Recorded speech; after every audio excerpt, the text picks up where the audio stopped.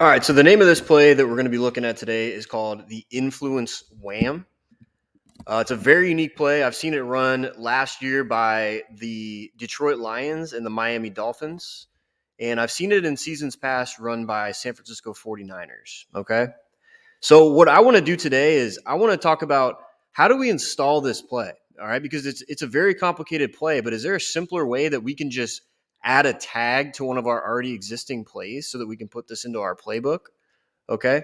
So what I'm going to do is I'm going to play the play for you guys to watch on your own. Feel free, pause, run it back as many times as you want to in order to become familiar. Okay. The buttons work the same as YouTube. Spacebar is going to be go and stop, and the left arrow will take you back 5 seconds. So I'm going to go ahead and run through the play.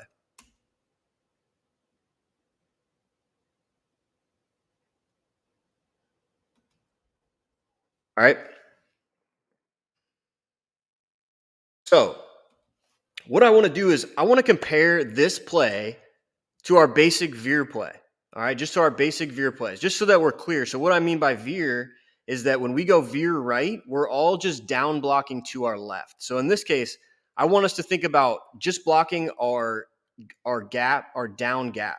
No double teams. All right, no double teams here. All right. And what I want to do is I want to break our entire six blockers, right? Our five offensive linemen and our tight end. I want to break them into couples. So we have our left tackle and our left guard are going to be couple number one. Our center and our right guard are going to be couple number two. And then our right tackle and our tight end are couple number three. Okay. And the way that we're going to do this is I'm going to explain what Veer is first and then what wrinkles that we need to do in order to change it to the influence Wham. So in Veer, the left tackle is going to have this end. He's just going to kick him out, right? And this left guard is going to have this linebacker right here. So in this play, our couples are just going to switch jobs. So instead, our left guard is going to kick him out, all right, which is going to end up being like a pull and almost like a trap or a kick, right? And then our right tackle is going to go down and get leverage, cut number 51 off, all right? And the reason he's going to have leverage here is because when he sees him pull, right, he's going to want to get width. So that's going to allow him to get leverage here. So let's watch couple number one and let's see what happens. All right, so where they end up is the same that they would have ended up in Veer. It's just they traded jobs. That's it, right? They traded jobs. All right, let's look at couple number two, our center and our right guard. So in Veer, our center would be down here on this 2i, all right, on this nose. And our right guard would be up to this linebacker. So these two linebackers are stacked here. So we should be assuming that there's some sort of gap exchange happening. But just based on where the defensive line is lined up, we're going to refer to him as the B gap player and him as the A gap player.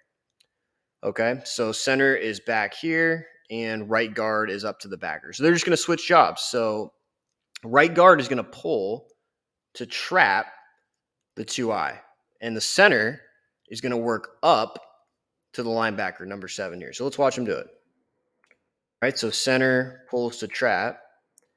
We're starting to see this gap exchange here. This three tech B gap player slants becomes an A gap player, and this linebacker is going to work the B gap here. Right, so it's going to be a really tough block for our center to go ahead to actually get him, right? Because there's no way he's going to let him reach him. Okay, but we did get a good trap here, and that's the leverage that we're going to work. All right, last couple is going to be our right tackle and our tight end. So in Veer, right tackle is going to go down, all right, on this 3. And our tight end here is going to protect this front side gap. He's going to kick him out, right? He's going to essentially kick him out.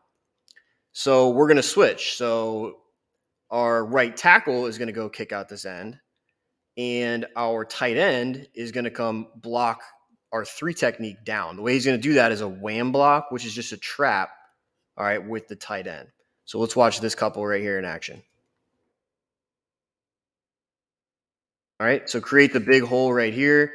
Really, if you look at it, it's like he looks like he's doing Veer, he looks like he's doing Veer, Veer, Veer, Obviously, poor leverage here, but Veer with the kick out, right? So it really is Veer. And then our slot receiver getting up to get our safety. That's a lot of space here for him to make that tackle, and he's not going to do it.